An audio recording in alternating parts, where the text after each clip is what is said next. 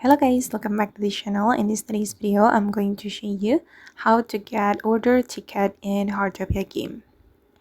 Okay, let's get into it guys. After you reach level 30 of your DG member level, you will be able to use the ordering machine right here. And you can order something from this machine guys, either furniture or clothing. And to order something using this machine, you need to have order ticket. I'm going to select clothing.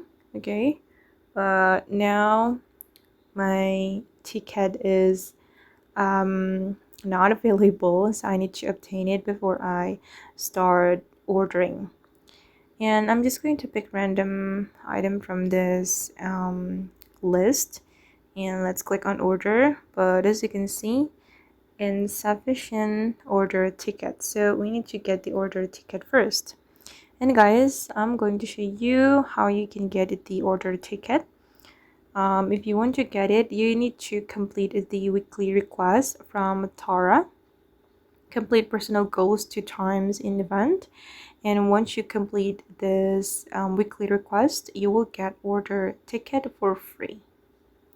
Or as you can see here, obtained from certain surprise gacha and can be used at ordering machine to order store items. Actually, we can also get them with gacha. You can get the gacha from completing the daily quest.